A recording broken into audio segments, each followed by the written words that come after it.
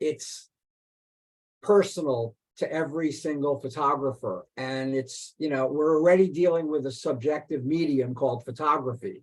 When you jump into abstract photography, you really are getting into a highly subjective program idea, because what is abstract to one person may not be abstract to another, and another person may not really like the image at all. So there's a lot of open ground. So what we're going to do is I'm going to start by just showing the images by themselves with no comments for probably about 5 to 7 seconds each. And the reason I'm doing that is because Sandy is right. Part of this presentation is to try and get photographers like us to start to think a little non-literally. And what I mean by that is, when we are out in the world, our eyes and our brain, they just make the image in our brain, and it's the literal image. A tree is a tree, a person is a person, a fence is a fence, because that's how our brain and our eyes work together to process things. So what I'm asking you to do is, as you look at the images first, that I'm going to just go through, and then I'm going to go back and start with number 1 again, try to open your minds up to photography that is not maybe, the normal stuff that you're used to seeing. And so with that, I'm going to share my screen.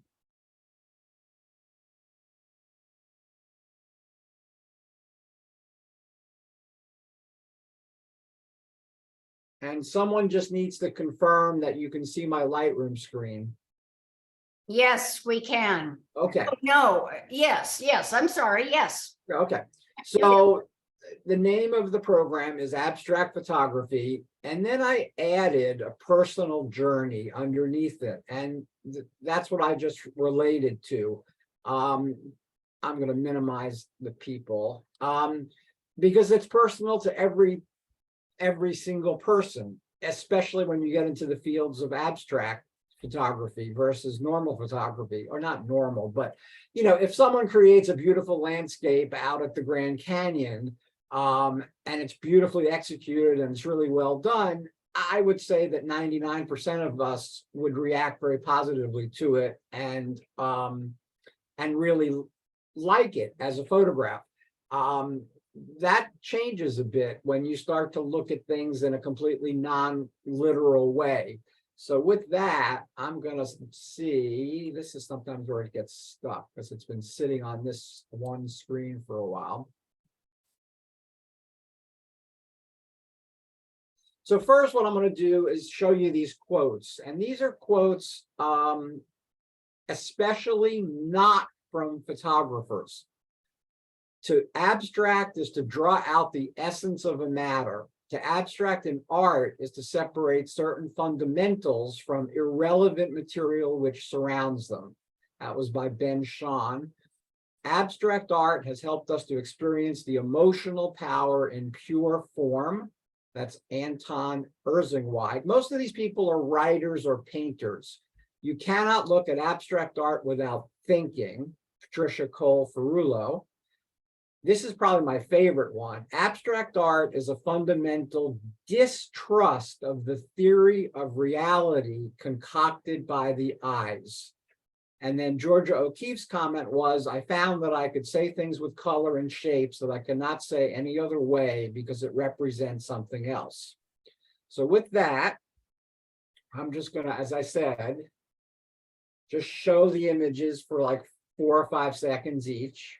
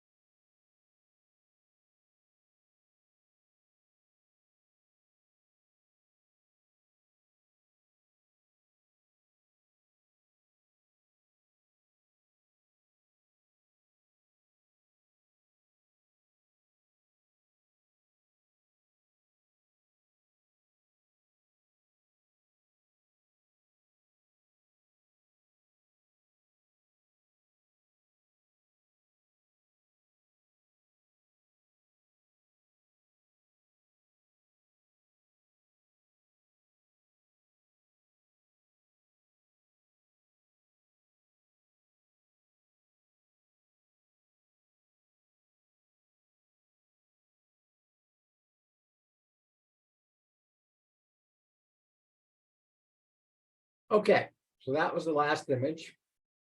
We'll go back to the beginning.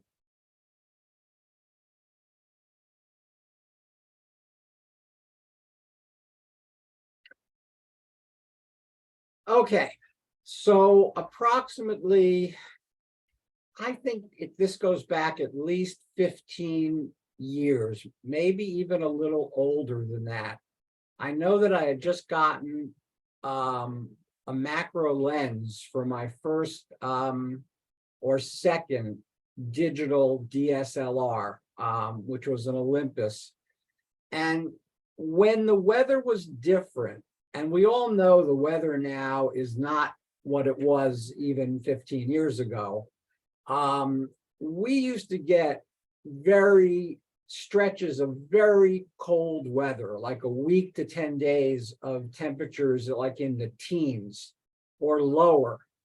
And a group of us, all Baltimore Camera Club members, I know Gary Faulkner was involved, Steve Oney, well, who's no longer a member, was involved.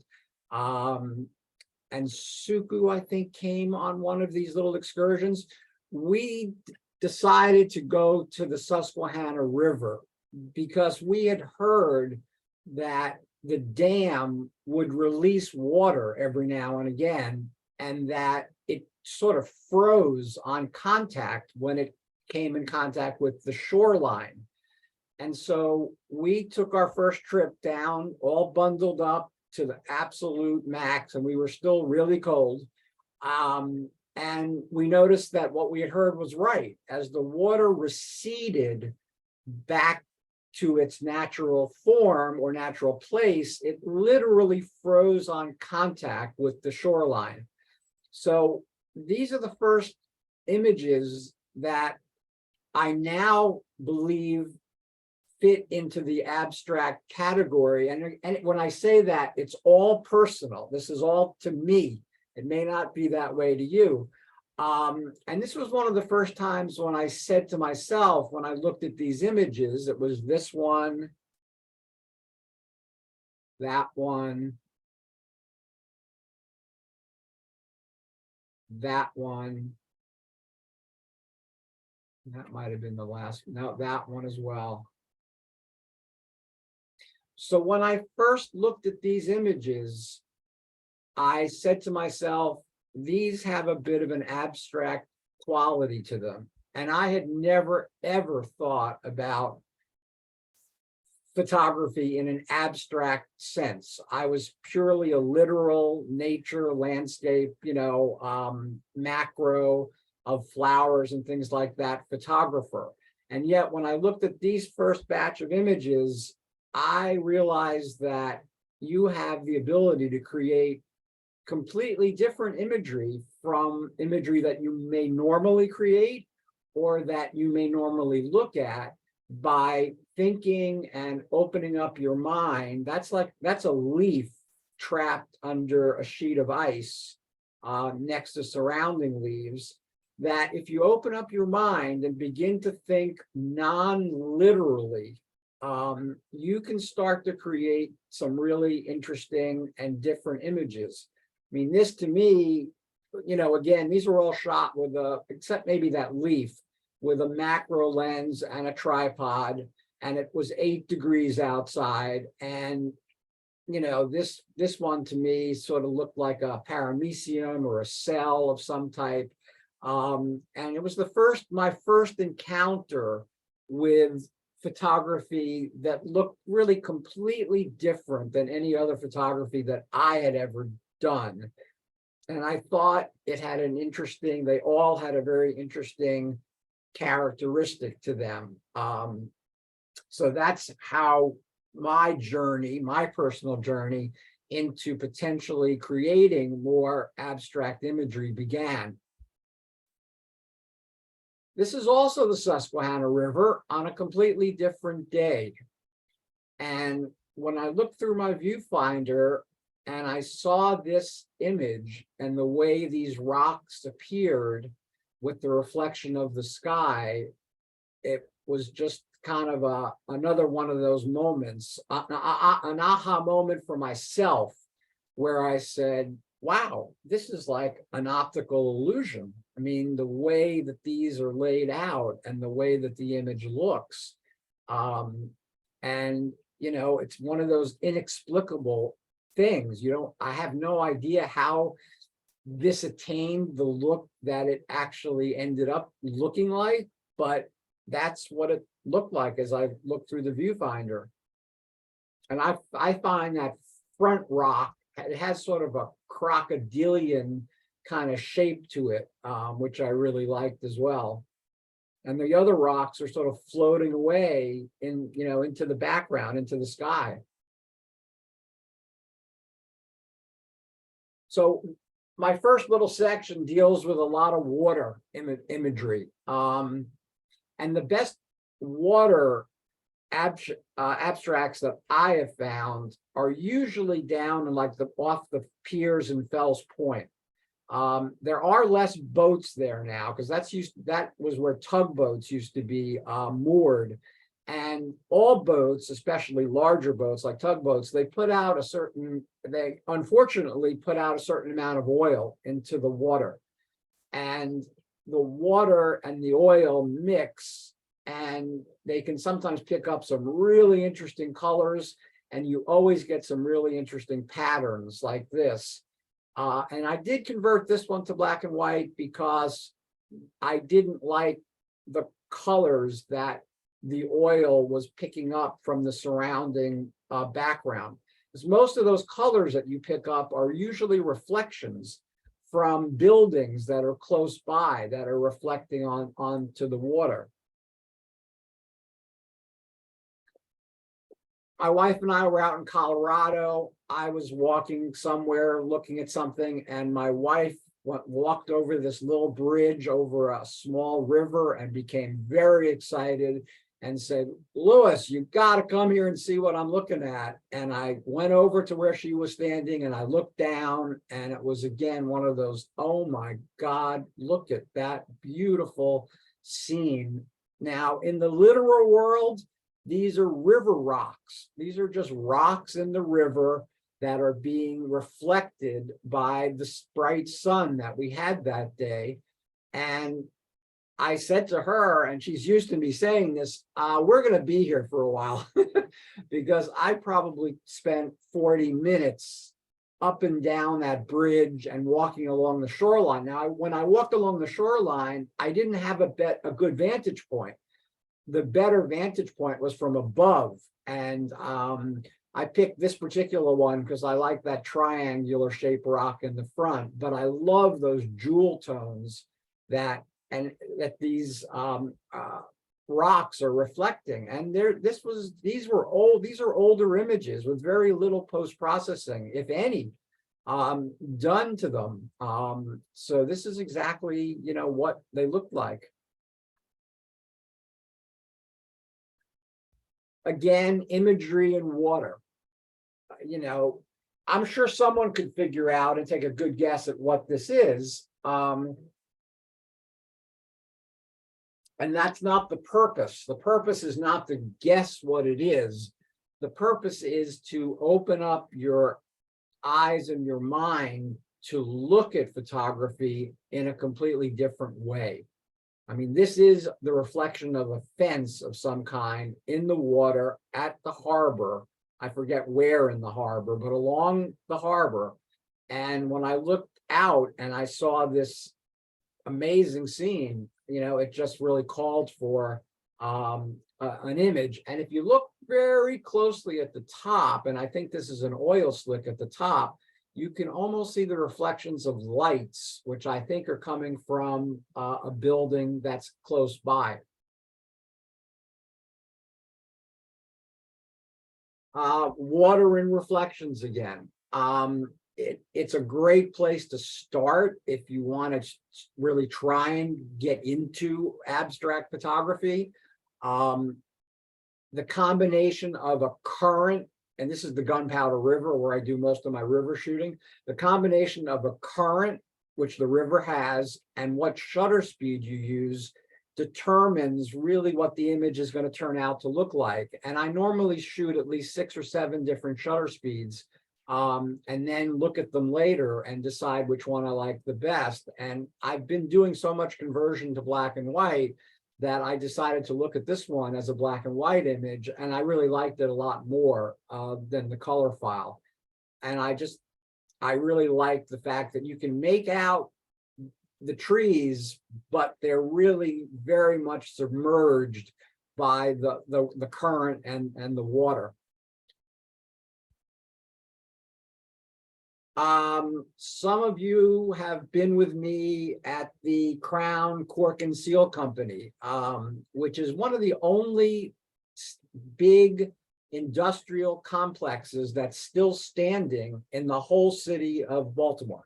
Most of the old factories and mills have been either knocked down and used for something else, or they've been turned into, different kinds of uses. So when I first found the Crown Cork and Seal Company, it was sort of by accident. It's down Eastern Avenue as you enter Greektown.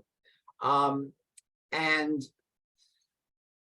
one day we had gotten a lot of rain, and I knew that and I think I was again with a group of 3 or 4 BCC members, that if we went back the next day, we would be able to catch really interesting reflections, because the water sort of pooled in between some of the buildings. So these weren't puddles. These were much bigger than your average puddle. And so I decided, and I think other folks, I know Suku had some interesting imagery as well. I decided to see what I could get as reflections from the puddle. And I just love this particular one because I love these windows that are open. There's another one open up here. There's another open one right there. And I love the way whatever this pipe is that's coming out of the building, right there, it's breaking the plane of water. So the top, the very, very top of it is pretty sharp, while the rest of it is being affected by the reflection effect. And I purposely took this at the angle that I did because I didn't want it to be a straightforward, just reflection shot. I wanted it to have a little more dynamism than that. And so I purposely took this one at a pretty steep, angle. Unfortunately, the Crown Cork and Seal Company does not really appreciate having photographers wandering around the premises. They've warned me a couple of times. They're very afraid that someone's going to fall and, really hurt themselves. And so they sort of really are now really giving photographers a bit of a hard time, unfortunately, because it's an amazing complex to photograph. So this was, again, a group of BCC members. This goes back to Karen Messick's days. I think it was Karen, myself, I think Steve Oney was there. Gary may have been there. We did a night shoot near Micah. And I was noticing this beautiful light streaming onto these wet red bricks. And Karen Messick is actually sitting at the end of this ray of light. And I didn't include her in the image, but she was sitting on the ground playing with these reflections as well. And I really appreciated the way this image turned out. The way that column of light kind of enters into the scene and then fades away, and you can kind of see the real detail in the brick. So there's no one specific element in this picture. It's just the way that the image fell together. But I do feel that it was appropriate to include it in this particular presentation, where again, I'm just trying to get people to think of photography in a more non-literal sense. It doesn't always have to be a sharp shot of a person or of a tree. It can be anything that you want to make it to be, which is why, again, I called it a personal journey. So here's some instruction on how to find abstracts or how to create them. This was only maybe 4 or 5 months ago. I was driving with Gordon Risk up in northern Baltimore County, And we took a road that I'd never been down before. And right around one of the curves, literally right off the road, was this waterfall. And of course, we stopped because we wanted to investigate it. And you're kind of seeing, you know, what the waterfall was all about. It wasn't being fed by a rushing river. It's really not that large in terms of its width. And it was creating these nice, softer waterfalls. And so, of course, I took out the obligatory tripod, and I took out some neutral density filters and some polarizers and created something that looked like this. And when I looked at my viewfinder, I said, Lewis, how many times have I seen this image by myself and by other people of a waterfall?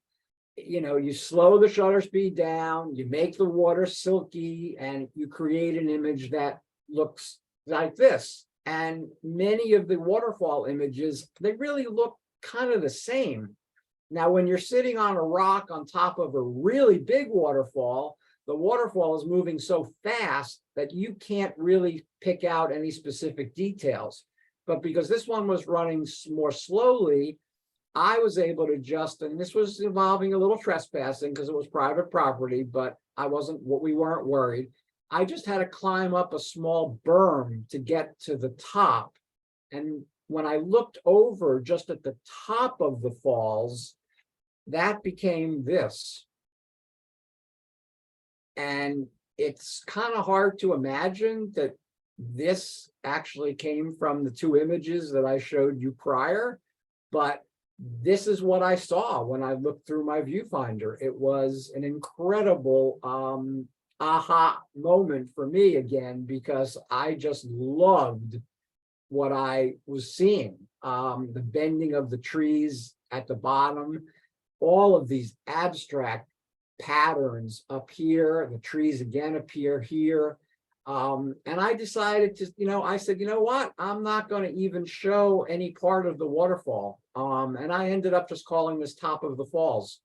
And that's all that it is. So even when you come across something that you've seen many, many times, and you photographed it many, many times, try to think of a different way to approach that particular subject matter. And maybe you'll come out with something that looks completely different that you really like and that your viewers may really appreciate.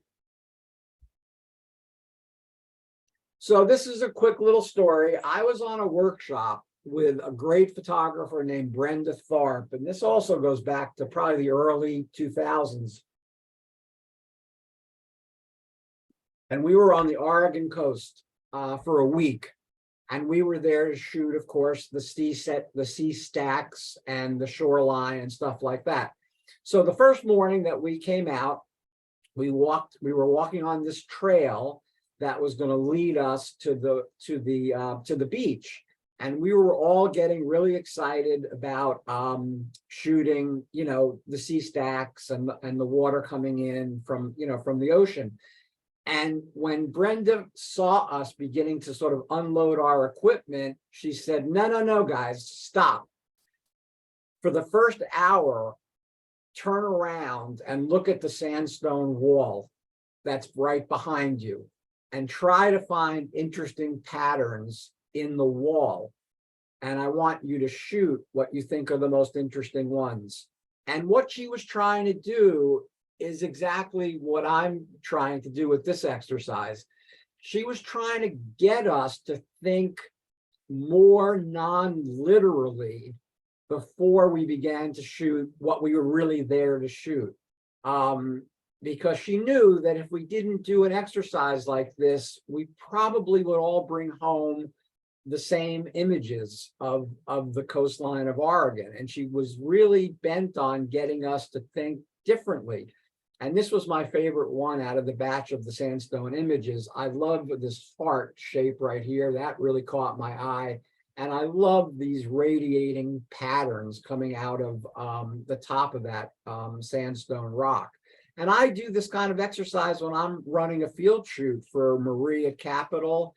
If we go to Silburn, I first have my students shoot the mansion for the first half hour, you know, the details, the cornices, the railings, the doors, the windows. And I'm trying to do the same thing. I'm trying to get them to open up their minds before we go out and shoot the flowers and the trees and walk down one of the trails. So it was a really good exercise for me to learn. I to this day, I really love Brenda Tharp's photography.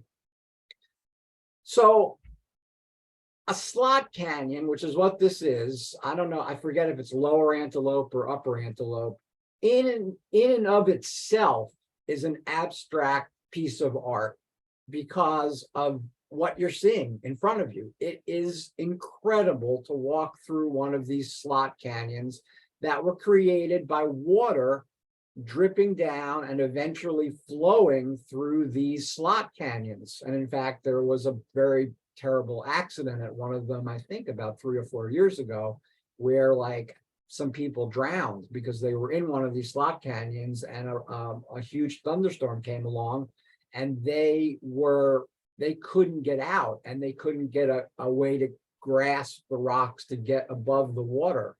But anyway, that's an aside. So I've been to the slot canyons 3 times. Every time I go to a slot canyon, I see something different.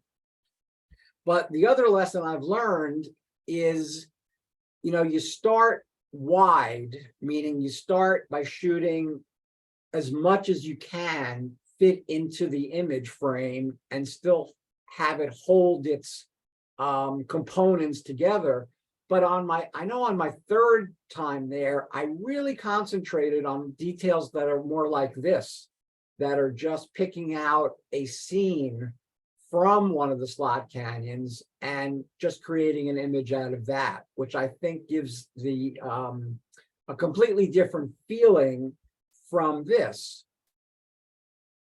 This has a certain emotional output to the viewer, and this one does too, but it's completely different, maybe due to the coloration. I think it's due to the pattern also being different. So again, this is how I advise and teach my students. Start wide and narrow the scope down. Keep narrowing your focus down, because the simpler your compositions are in general, the better the images are going to be.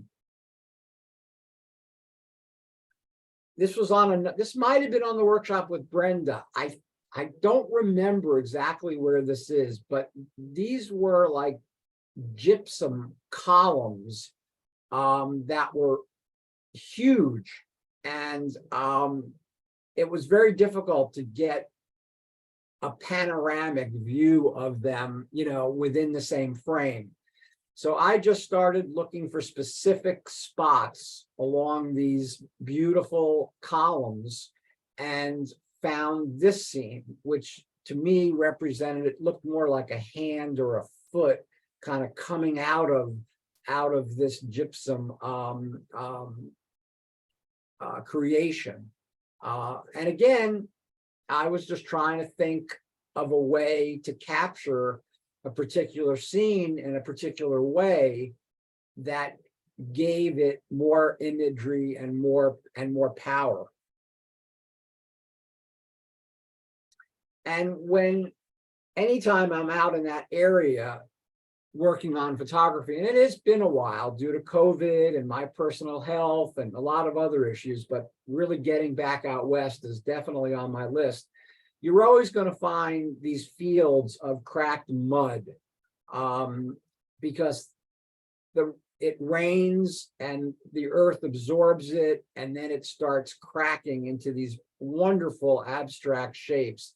This blue color is being caused by the fact that I captured this image at very low light. The sun had already gone down, and I was basically on a tripod looking down at this scene, and it didn't matter what shutter speed I was using because this mud wasn't moving. And so I was able to probably use like a 3 or 4 second exposure to make sure that I maintain this beautiful blue coloration in this particular scene. And then this one is similar, a little less dramatic, but this looks to me like something, this is the same kind of scene. This is soil and maybe some other material that was basically solid at one point, and then it rained, and when it evaporated, it created these cracks and these patterns. And to me, it almost looks like something is about to come out of that middle panel. And so I wanted to include this along with the bluer shot of mud.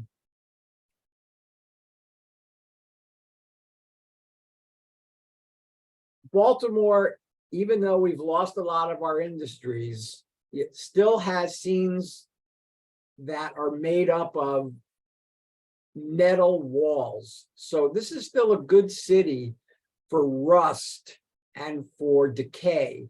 It's a little harder to find these days because a lot of it's been removed.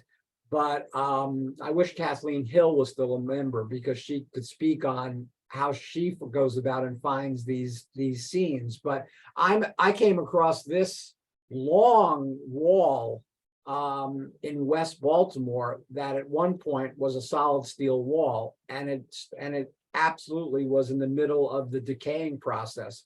And when I find something like that wall, I spend, maybe a half hour to 40 minutes just looking for the interesting patterns that talk to me as I look through my viewfinder.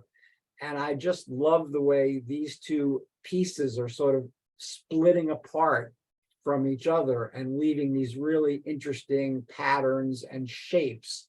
A lot of abstract photography is shapes and patterns and lines, just like normal photography, except you're aligning them in a different way than you do at other times when you're taking other kinds of images. And I didn't like the color that the iron or the steel was at the time that I captured this, and so I converted it to black and white. But some have beautiful colors, like this wall that I came across, and I love the way the two colors work so well together. And again, this one wasn't quite as long as the wall that I just showed you, but it was pretty long. And so when you find a wall like this in this kind of condition, you really need to stop, and park your car and spend some time first looking at the wall and then deciding what areas you want to concentrate in. So this was one of the first areas that I really liked because, again, I just liked the shapes and the way the colors were interacting with each other. And I liked the black in between, the pieces of metal. But I continued looking and I saw this, and to me, this was a snake that was entering the scene. I mean, that's what it reminded me of, because I was thinking in a more, non-literal, fashion. I mean, at first glance, you can kind of see the shape. You can kind of see one of the eyes. You can see the two nostrils. And to me, it just so strongly resembled a snake that had sort of entered the scene that it just called out for an image to be made. And again, I just had to figure out where to put it and, what other elements were going to make up the rest of the image. So you guys may have seen this picture before because I've had this in a couple of presentations, and I'll tell you where I am in a second. This was the first time in my photography life that I turned around and saw a scene and didn't see the literal image at first. I didn't see two water fountains. I saw two beings that were wearing some long black skirts that were emanating some energy out of their tops. And of course, in the literal world, these are just two water fountains. But the way the light, and that's why I converted it to black and white, because I was able to play with the light and the shadows. I basically darkened the shadows and I brightened those beautiful reflections that are coming out of the basins, which is what those are in the literal world. But this was one of the first times when I turned around and went, wow, this is something that I've got to photograph, because I see something here that goes beyond the literalness of being two water fountains. This was in Philadelphia, on a trip that some members were on. We just, 4 or 5 of us went down to the Philly Museum of Art to see an exhibit of, I forget whose work we went to see. But then we got into a neighborhood that I think was kind of nearby. And it had a lot of, similar to Baltimore, it had a lot of blight. It had a lot of buildings in bad shape. This particular corner of this building, the building looked like it was, that it had been burned. And I loved the way the wires were just coming out of the material that they used to make, buildings like this. And it just struck me. It was one of those, shapes and lines that just really struck me as something worth photographing. And I liked all the negative space on the left-hand side. I liked the fact that that's just gray sky against the blackness of the burnt and the iron cables coming out of the top. So this was another one where I was with Gary Faulkner, and I was with Steve Oney, and we had spent the weekend down in Ocean City, a winter weekend in Ocean City, because Gary used to own a condo down there. And we came across, as many people do, I think this is called the Indian River Bridge. Someone can correct me when we get into the chat portion. And we first photographed the bridge from the ground, and we were concentrating on these beautiful girders that were lit up by blue lights, which they do every single night. But I also noticed that there was a staircase going up to somewhere. I really had no idea where it was going. And of course, by then I had lost where my friends were, because we all just went our own way.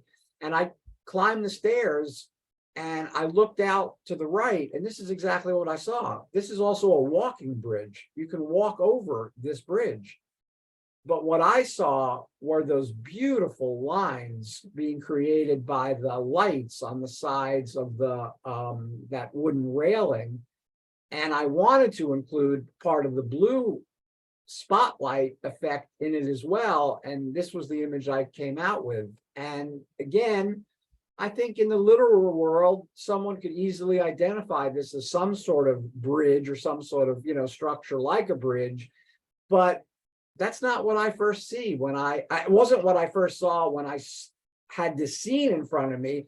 And it's not even what I first see now, even today, when I look at this image. It just puts out a completely different feeling than than the Indian River Bridge does when you see it from the ground floor.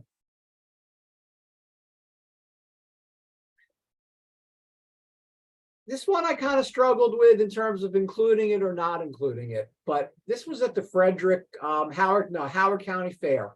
And I was waiting online, I guess for ice cream or something like that. And this was the woman that was in front of me. And because she was not facing me, I was able to take my camera out, which of course I had with me, and just grab this shot of her shoulder and her hair without you being able to see any of her facial details. You can see the texture of her skin though. It almost looks like she has goosebumps on her back. And I just love the way her hair was just randomly falling over, her the parts of her back, and a lot of it was hanging over her shoulder to the front. And I decided to include it because to me, this is not just a picture, of a woman online waiting for ice cream. It has a certain quality about it that I think puts it in firmly into this category for me. Again, this is all personal. This is not meant, that I don't think that everyone is going to react the same way to each one of these images. This one though was a no-brainer. I mean, this was in some industrial site in Maryland, in Baltimore. It's on some sort of industrial barrel that has rusted out, which are all those rust spots, but somehow someone either stenciled a hand or put a hand print. I think it looks more like a stencil. And as soon as I saw it, it was like, wow, this is so wild. I've got to create an image. And so I just created a series of images of this hand on this, rusting out yellow barrel. Because I think it's just an oddity. It's just like, how did that hand get there? Who made it? How did they make it? I love images that ask questions that you can't answer, because it gets viewers to think about, well, what is this? How did this come about? And if you can get a viewer to ask those kind of questions of themselves, you won the battle. You got them to think about something. I'm a big fan of Harry Callahan. He's really big on very, very simplistic, but I think kind of abstract images. And this is also goes back a number of years, because look, it snowed and we don't hardly get snow anymore. We haven't had any snow at all in Baltimore yet this year. And I was shoveling snow, my sidewalk, and I looked out to the left, and this is what was on part of my lawn in the backyard. It was just a random collection of sticks that were sticking out through the snow. But to me, it had a certain flow and a certain pattern. And these guys over here are really important to balancing out the rest of this image. And this guy too, this one, and this one, they all look like little nails with little nail heads on the top. But they were just, sticks that had an interesting formation that were part of this overall scene. And I decided to make it close and intimate rather than shooting it, from a distance, because this really warps your perception a little bit on how big or small these sticks and branches are. And again, that's playing with scale, and playing with things like scale gets people to think about an image that you're showing. And again, you've won more than half the battle. Okay, so this was on a club trip to one of our favorite destinations, West Virginia. I remember being with Jeffrey Wolk. There was like 4 or 5 of us that were sharing the same vehicle, and we were just driving around country roads. I think this is outside of Davis, West Virginia, and we came across this stand of trees.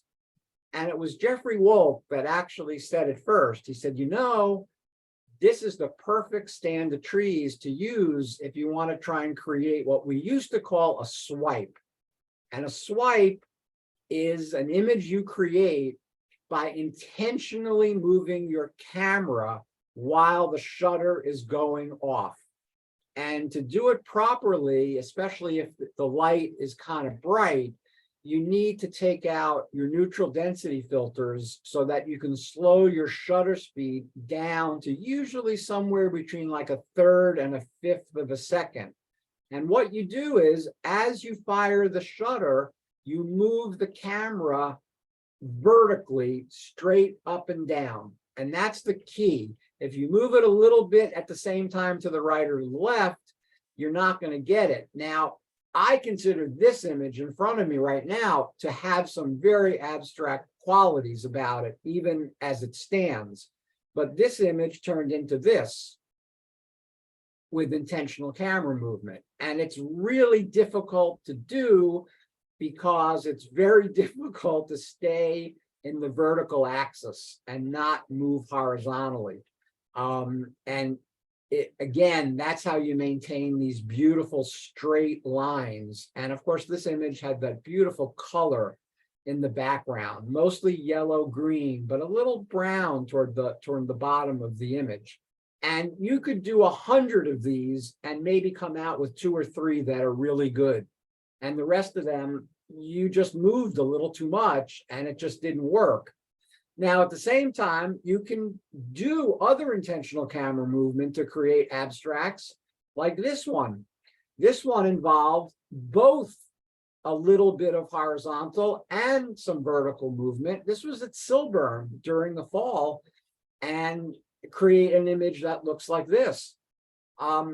There's no science to it. It's really experimenting with this, but it's a great way to introduce yourself to this non-literal type of photograph.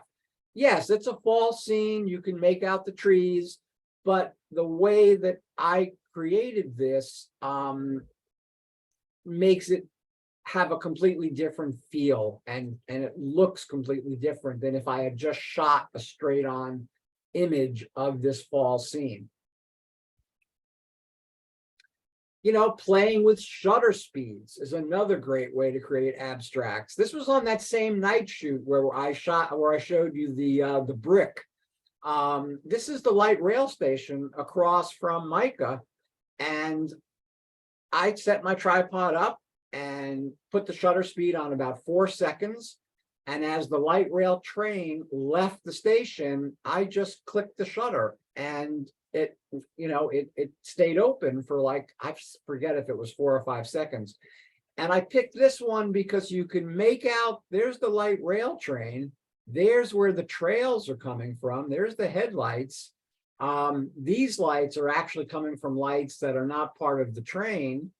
And notice that everything on the right-hand side is stock still and perfectly in focus because it's not moving.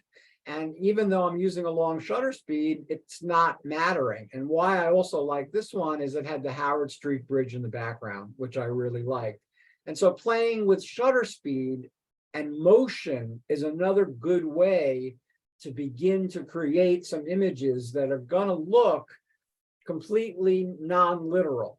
You could make out what this is, but it's being portrayed in a way that is not the usual way it would be portrayed. This is another little trick that I used to do. This is also a building near Micah, so this might have been the same evening. And this is a method where, and this was at night, so using long shutter speeds wasn't a problem. As the shutter went off, I zoomed in and zoomed out really fast. I don't remember what my range was. It may have been like 25 to 80 or something like that. And by doing that zoom action, that's what creates this really interesting feel of these 3 lights right here, and these beautiful rays of light coming out from all different places of the building. And what's really interesting is that the things on the left, like these, whatever, these are wood pieces, and this little detail on the right, and even this window on the right, they're pretty sharp. And I think it's because it was out of my central scene. So I don't think the lens was really capturing it in the same way that it captured the very center of this scene. Because it always fascinated me that certain objects in this image were in focus, even though I had really, moved the zoom quite literally from, wide to telephoto while the shutter was going off. That old saying, look up, look down, look side, look right, look left. This is an industrial scene in Baltimore, and I forget exactly where I am. And I'm walking through some debris that is, gathered on the floor. And I just happened to look up, and I saw this shattered light fixture. I'm assuming it's a light fixture because it seems to have electrical lines that are running right to it. But I loved the way that it had cracked and decayed. I love the way that the reflection you can see is of the floor of what might have been a factory at one time. And I just loved the shape and the jagged edges of the actual light fixture. And I purposely put the roof line at a little angle because I wanted it to be a little less static. And straight horizontal and straight vertical lines tend to be pretty static. Shadow and light is very important in abstract photography. It's this again, I was on the edge with this one because it really is a more literal image than the ones I've shown, but I love the patterns of shadow and light in this picture, especially this lower third. It just really captivated me. So I decided to include it. And I forget where this was, but it was somewhere in Baltimore. This is very close to my house in what is left of a small isolated piece of manufacturing in Hamden. Most of the buildings are not being used. Well, there is one large brick building that is being used. This is opposite that building. And I think at one point it might have been a warehouse. It certainly isn't being used for anything right now. And I have a feeling it's going to be just razed to the ground and something else will be built. But when I came across the scene, what I first noticed, of course, was the color, the way the colors were working with each other, the blues of the window with the red brick and then the yellow stucco that they put over it.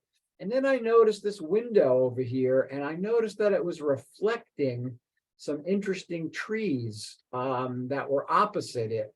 And windows are another big thing for me. It's similar to water. You know, windows and water have some sort of duality in that windows you can see through and they also reflect.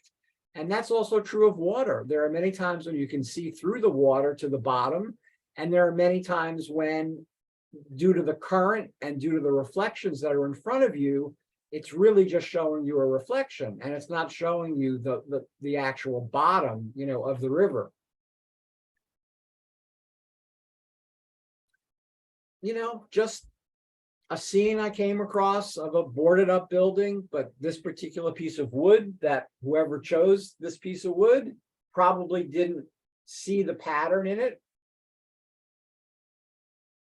Or maybe they did, and I just came across it on one of my ventures through Baltimore. And, you know, it was just like, wow, look at that pattern. It's eerie. There's something very eerie about this image.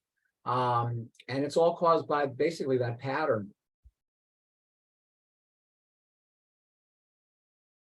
Again, reflections. I love reflections because they allow you to create an image that looks like this.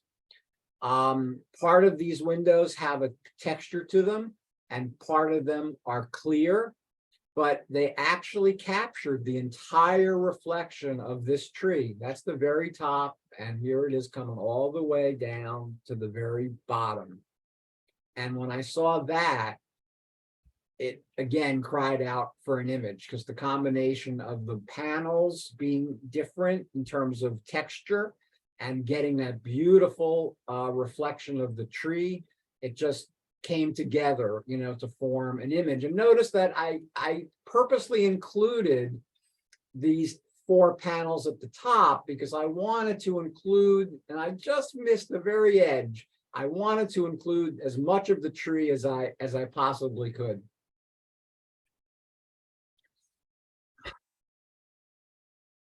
I know many of you have walked the High Line in Manhattan. The High Line is an elevated rail train that was abandoned and it sat unused for about 40 years. It used to go to the meatpacking district on the west side of Manhattan.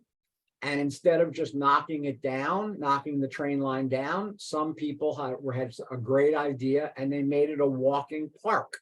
So you can now walk about 2.5 miles on what's called the High Line. Starts at about, I think, 28th Street, and it goes all the way down to almost West 4th Street. And the beauty of it is you're 4 stories above the ground, and that gives you a very unique vantage point because it's hard to get that height in any other way. So this is just an image of a building being reflected in a building that I'm looking at. But the way that it was being reflected just really took my breath away. That, the way the lines are curved, and yet you can see all the balconies really clearly. And those combined with the curvature in the building just really, it came together as a really nice image that you could only take if you were up high. If you took this from the ground, you'd be looking up, and the keystoning effect would make this building be, bent backwards, and it would be very hard to tilt it forward enough to get it straight. So that height gives you a huge advantage.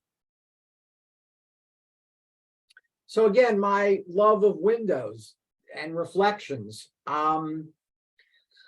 So I need you to look closely at this image and look at certain individual panes and notice what you see.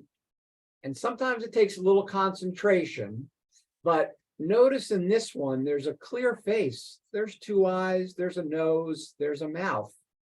In this one, there's a clear image of a cat of some sort. There's the eyes, there's the nose, there's the mouth. This looks like a person, but in a awkward stance. And this one has like a ghostly look to it. And again, you can kind of make out the eyes and the nose and the mouth. And I would have taken this image anyway, even without seeing some of those faces, because I didn't see all of them at first. I saw some of them once I had the images home and looked at them on the computer. And when I concentrated on this particular image and really began to look at it, it really blew me away. And it kind of scared me at first, because I was like, where was I? I was up in Massachusetts visiting my daughter, actually, when I took this image. But it's a really crazy image. Again, windows, a shattered piece of glass. Someone came along and painted a design, or the glass was shattered after the design was painted. But I love the combination of the two. And I really, really enjoyed how this glass and the wood come in contact right here, because behind all this glass are wooden panels. So I like the serpent shape. That also really caught my eye. And I like the grill down at the bottom. And again, I love looking for windows that are unique, that look like this. And then I came across this on the same outing, and it was like, whoa, what is this? Yeah, it's a shattered window, but what am I looking at that's underneath, either, on the floor? And then I noticed all these speckles, and they kind of reminded me of stars, like they were reflecting stars. And so I just, it was again a must. I was like, okay, what's the right way to frame it? And I shot it a couple of different ways, but this is definitely the one that came out the best. And it's a really good example of what you want to call maybe abstract art. Because other than knowing that it's broken glass, there's really nothing else here that tells you overall what this image is. My wife and I were on a trip, and this was some kind of botanical garden. And this was the walkway that we had to walk down to get to the garden, which is down here. You can see part of it down here. But as soon as we entered this walkway and I looked this way, same thing like when we saw the rocks in the river, I said, whoa, whoa, whoa, whoa, stop. Look at what the light is doing with the shadows and the patterns. It just took my breath away, and especially the ones on the brick walls over here. Now, these are two people that are sitting there, but they're smudged enough where you really can't make them out as people, because I wouldn't have really wanted that in this shot. It's a pure shot of pattern and light, and it's all created from this arbor that's up here. but again, it just took my breath away as soon the moment I saw it. And so it, it became an image.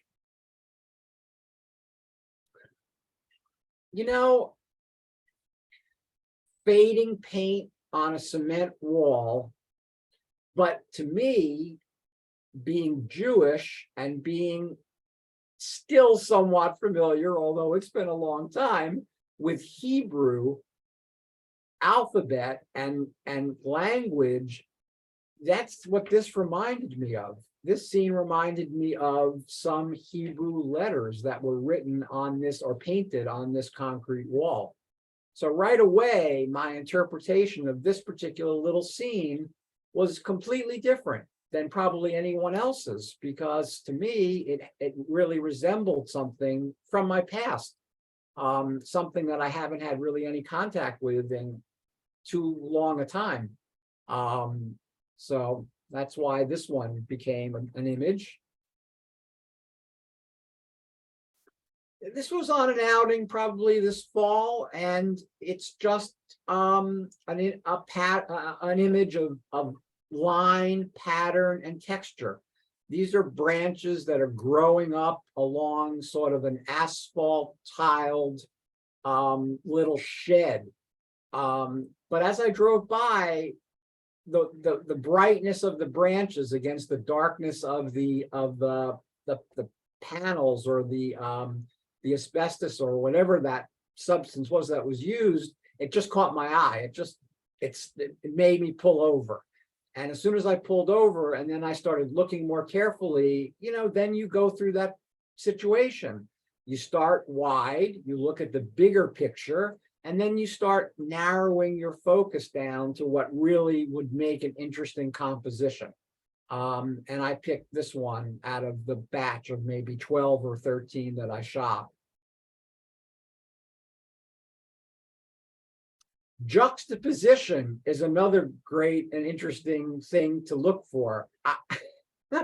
I saw this sign that said open with these iron bars across it. And I said, wow, what is this? And of course, it's just there for security purposes.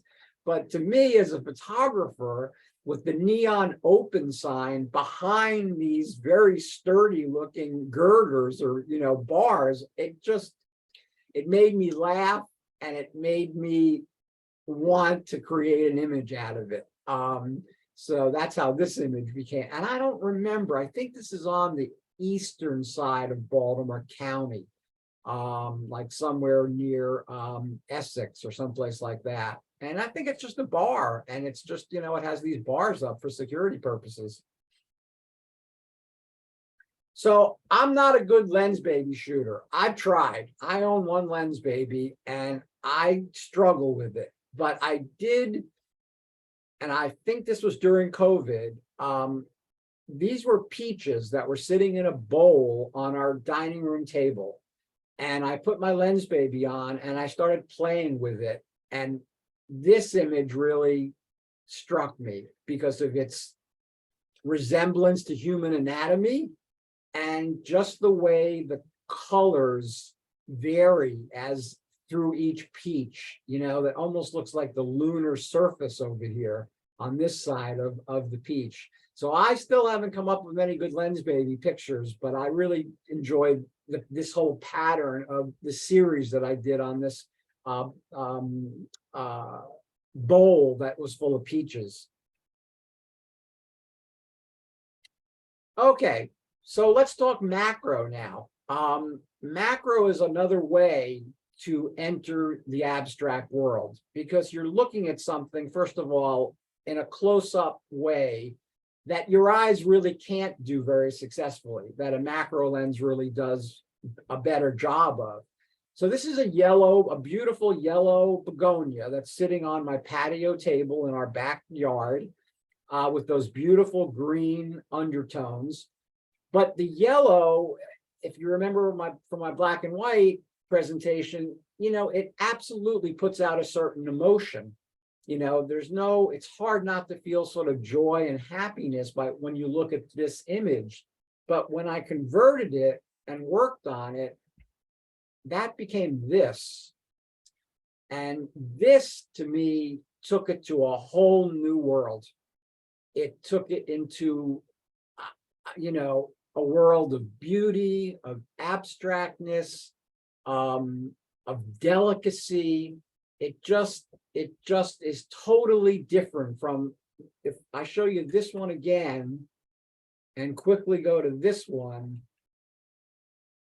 think about how your brain sort of changed when that image changed. And I play around a lot with that. Color has a definite influence on your reaction to an image because colors carry emotions with them. And by making this black and white, I've turned this into a graphic image instead of an image of a begonia. And macro is just wonderful to get into to create more abstract looking images. And here I'm playing purely with aperture. The only thing that's sharp is that one dot of water that's right there. And the rest of this image falls, I think, beautifully out of focus and shows these gorgeous curves of these white leaves. And I forget what plant this was, with those green centers. And, once I did one series, I just kept doing them. This is a very close up of the inside of a dahlia. This is just the edge of, again, I don't remember what kind of plant it was, but a reddish pinkish flower. And again, the only spot that's in focus is right in here. Everything else, because of the aperture that I used and because of the depth of field being so narrow on a macro, everything else fell beautifully out of focus, which is exactly what I wanted to do. And here's another more recent one. I got a new used Nikon macro, and I wanted to try it out. And these were some, I think, petunias that were growing in our window boxes. And I had that beautiful green background to back this image up. And again, I wanted it to be in focus right along this line. And that's it. I wanted the rest of this image to just melt into the background.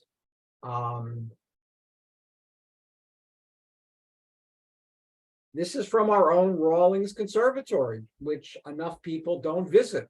It's one of the best photographic places to go in Baltimore. I mean, I think by far. It's got 4 or 5 different rooms that represent different environments. This is in the desert room.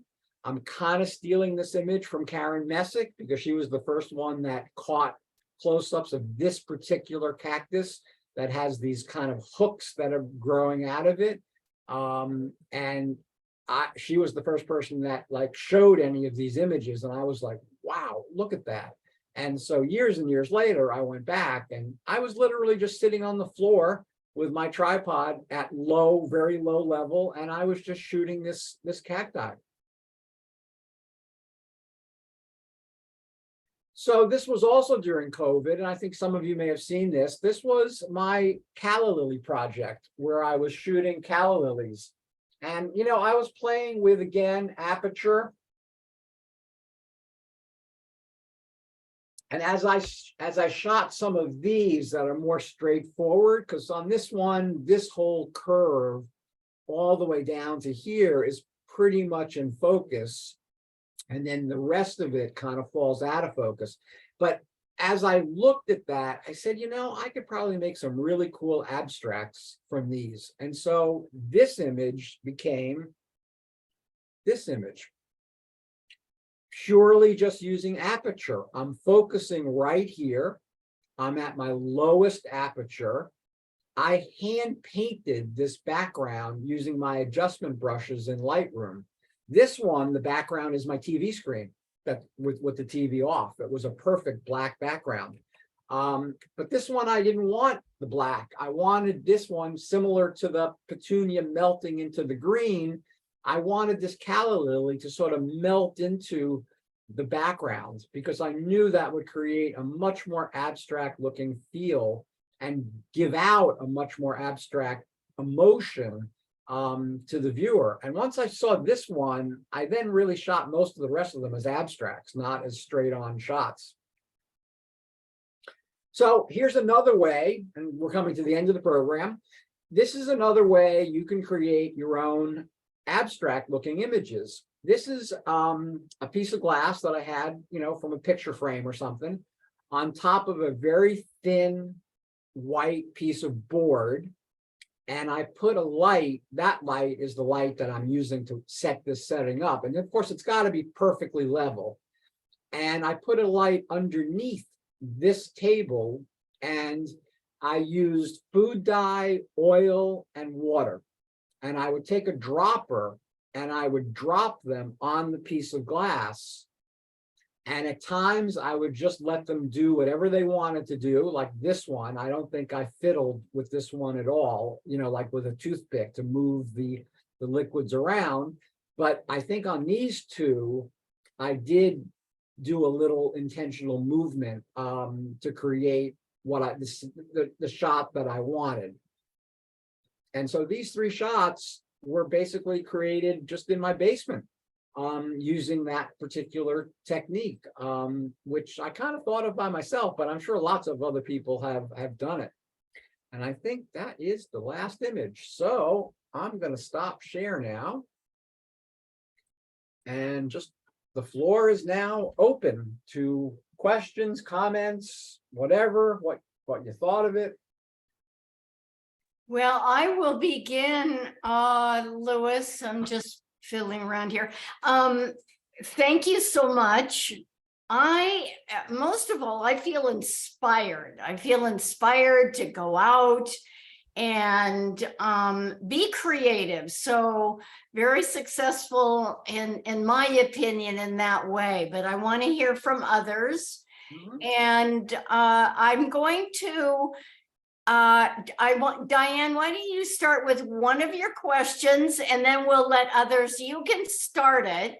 Oh my God, I didn't realize there are 59 things in the chat room. Yeah, we had some good discussions going on. Yeah, and I think that a good way to maybe your questions about the titling the abstract images. Diane, do you want to? Wasn't that one of yours? That was one of them.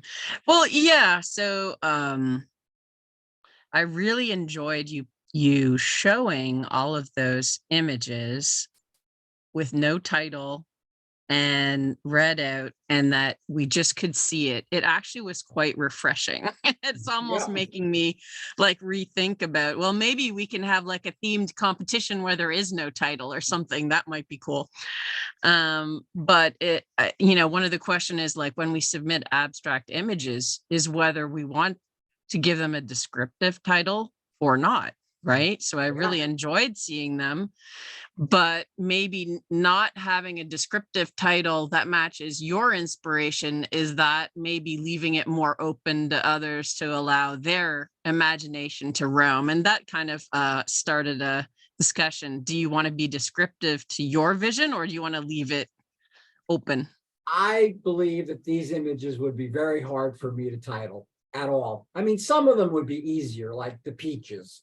But I don't even want to give away the fact that that's 3 peaches, because someone may interpret that as something completely different. So you mean the butt picture? I'd have a very hard time thinking of the right title for a lot of the images that you saw. It would be a stretch. I could do it. I wouldn't want to do it in a way that gave anything away. And right away, that makes it really difficult, to do. And that's why the painters, even though some painters like Rothko gave titles to some of their images, a lot of the modern artists, painters, they don't title. A lot of their work is just like abstract number 13 or something number 25. And I think it's for the same reason, because it's whatever it is to them, especially in modern art painting. It's probably something completely different from what the viewer is thinking. Completely different, because I think modern art painting is even more difficult And I think it actually is more personal to the painter, because you're physically using your hands to create the object, except for that one guy that just throws the paint on the canvas. I forget which one that is. So I'd find it really difficult to title those images. And that's why I showed them first with no comment and no title. That was great. And just one comment, Paul Biederman did say in one of the comments, many contests do not allow you to say things like untitled. So Right. that's interesting. But yeah, I have other questions I just threw up there in case there weren't a lot, but please, someone else speak up and ask your question. With the the comment of the untitled, one of the big reasons there is that in contests you have as a judge 15 to 20 seconds to really judge the image, and by having the title ahead of time, you can sort of narrow it down to what the artist was intending. So you can say whether that intention was met or not met. But by and large, I myself do not like to have titles on any pieces of artwork. Mhm. But in order to do that, you have to have more time to study it. And I'm going to follow Paul's comment up with the fact that he is scheduled to present at late April with us. Oh, So great. thank Great. you, Paul. You're very welcome. Looking forward to it. And Good. Louis, it's going to be a hard act to follow. Oh, you do great work. Oh, thank you. Yeah. Anybody else? Another question? What was the conservatory, Louis? At the Howard Rawlings Conservatory in Druid Hill Park. Okay, the sort of glass thing that you see. It's only the second remaining glass conservatory in the United States. Yeah. And the building itself is beautiful, not just what's inside. I mean, that conservatory is gorgeous. Thank you. Yep, great place to go, especially when it's dead cold out, because it's nice and warm and humid in there. Hey, I think I saw you put your hand up. Me? Yeah, I wanted to comment on how articulate Louis is. I mean, his photos are fantastic and he didn't have titles, but the way he presented was so articulate. So I enjoyed it immensely. Thank you very much, Kay. I really appreciate that. Yeah, that's nice. I think that comes from teaching, it really does, because the more you do these kinds of things, the more you develop, the more you develop what I personally think about whatever I'm teaching at that moment. And so that forces you to become as articulate as you can, especially when you're dealing with novices that really are just trying to get a handle on what this thing is called photography. And it's challenging, but I really enjoy that. So. And that comment came from another expert, okay, being a teacher as well. Yeah, I followed everything he said. Absolutely. True. Yep. Anybody else? This is interesting. When I was first started teaching that right out of art school, I was teaching history of art in high school. And that first year, that first class I taught, I had a student who was almost completely deaf. And so that taught me to speak slower and to pronounce my words more clearly. Similar situation. Yep, absolutely. And Diane Morrow, you turned your video on. I thought maybe you were going to ask a question. Oh, no, thank you. Oh, okay. Just hoping, but good. All right. Diane Bovenkamp, you go ahead. You've got. I have another one, but I think Camilla, Oh, did you put did you put your hand up? Yeah, you go ahead. Good. You're on mute. Now she's not. Yeah, no, I was just like, I can hardly come to these presentations, so I'm so glad my mother reminded me about this one. And you know, I really enjoyed this, and some of the images I didn't necessarily think of initially as abstract, like the open sign. I mean, I was like, oh, but this is street art. So it was kind of interesting to expand the definition, so to speak, or the perspective Mm. of abstract, and then going into the micro or the macro, sorry. So yeah, thanks for that, because it's sort of broadened my perception of what it is. Good, I'm glad. And that's exactly why I called it a personal journey, because, you know, when you're dealing with these kinds of photographs versus what we think of as the normal type of photograph, you know, it's so personal to each photographer in terms of defining for themselves. And maybe defining is a bad idea. You know, maybe trying to put images into categories is really not the brightest thing to do, because some of them cross so many different categories depending on the viewer. I have a great quote here. Abstract photography challenges our popular view of photography as an objective image of reality by reasserting its constructed nature. Freed from its duty to represent, abstract photography continues to be a catch-all genre for the blending of mediums and disciplines. It's an arena to test photography.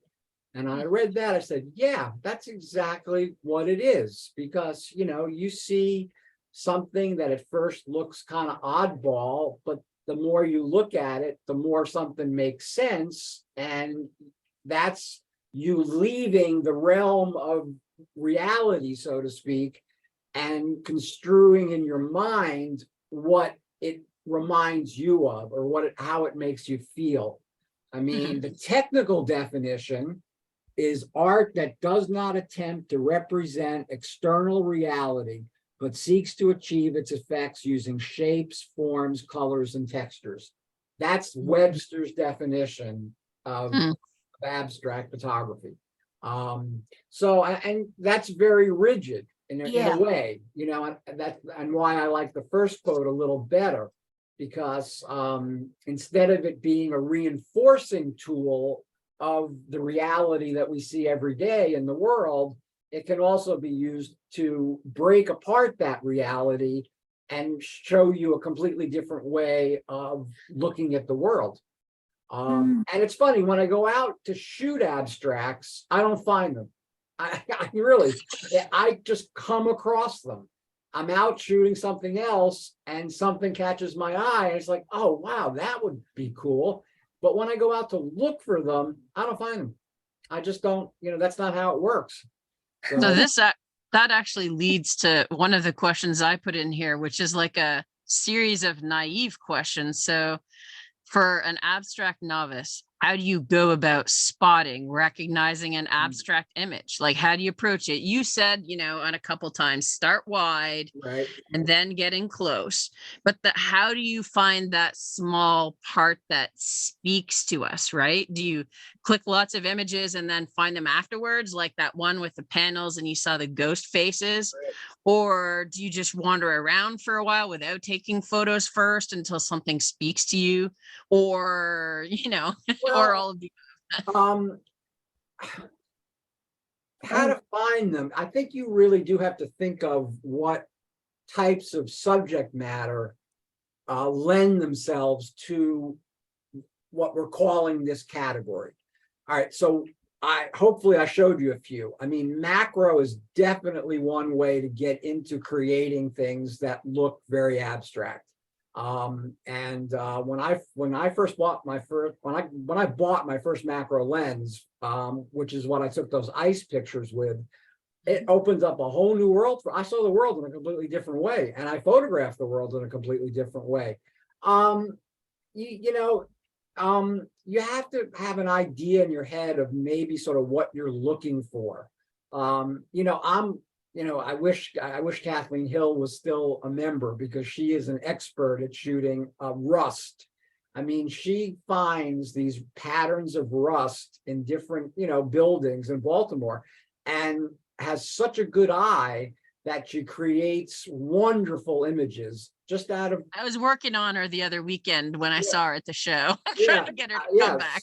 So, when I find something like a long steel wall, I first do walk up and down and I look at it, and I'm looking for specific spots that may create a more interesting image. And in those cases, I'm usually picking very specific areas of, let's say, a longer wall, and I concentrate on those. There's no need for me to take out a wide angle and try and shoot the whole thing.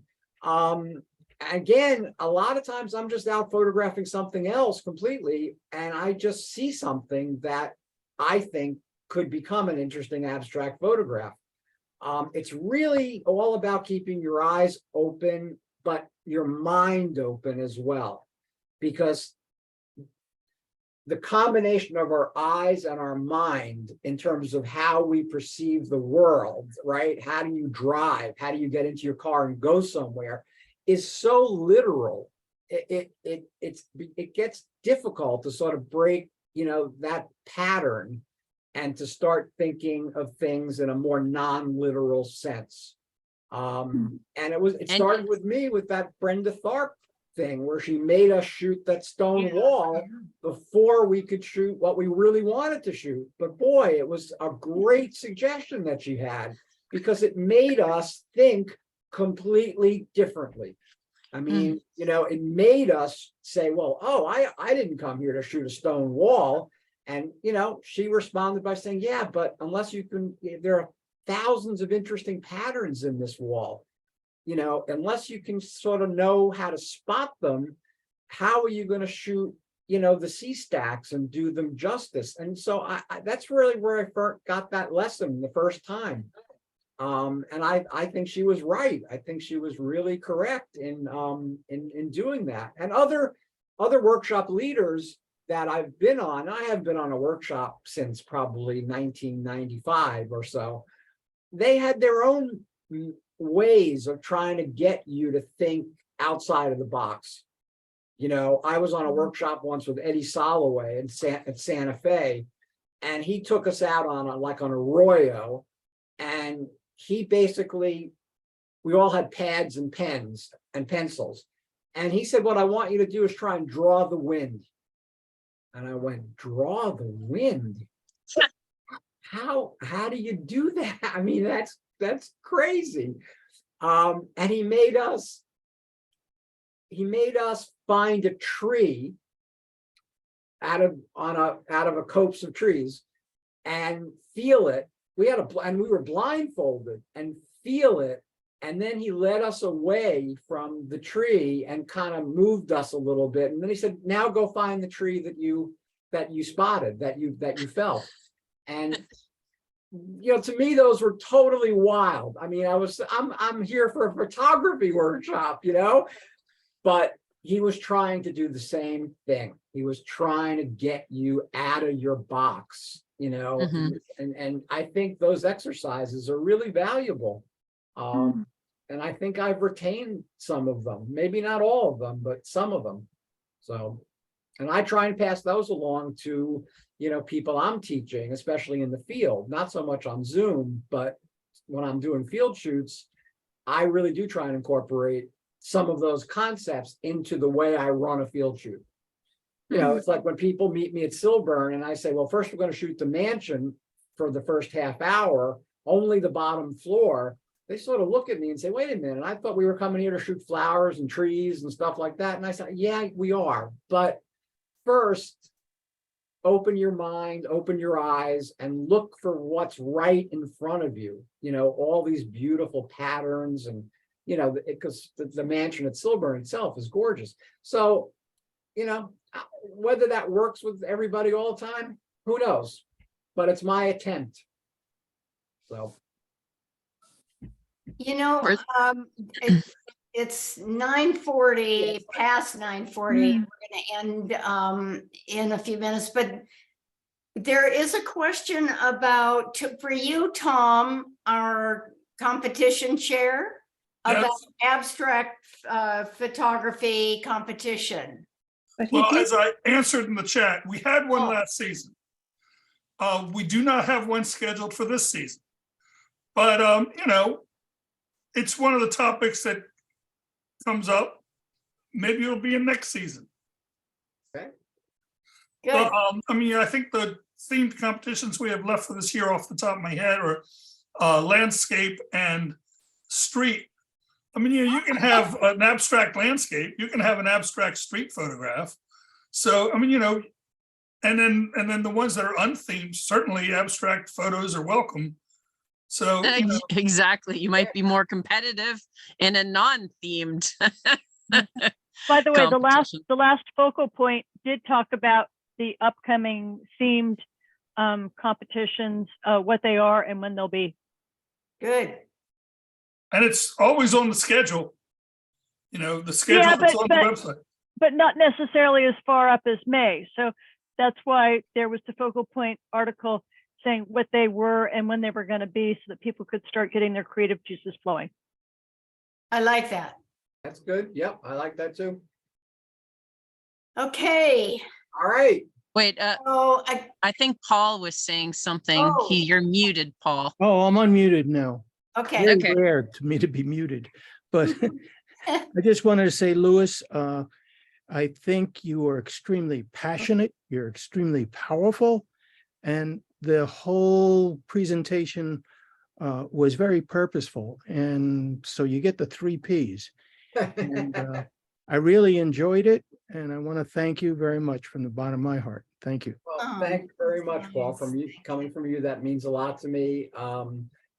This is what I love to do. As Sandy said, to me, this is sort of like part of teaching. It's a natural extension of myself.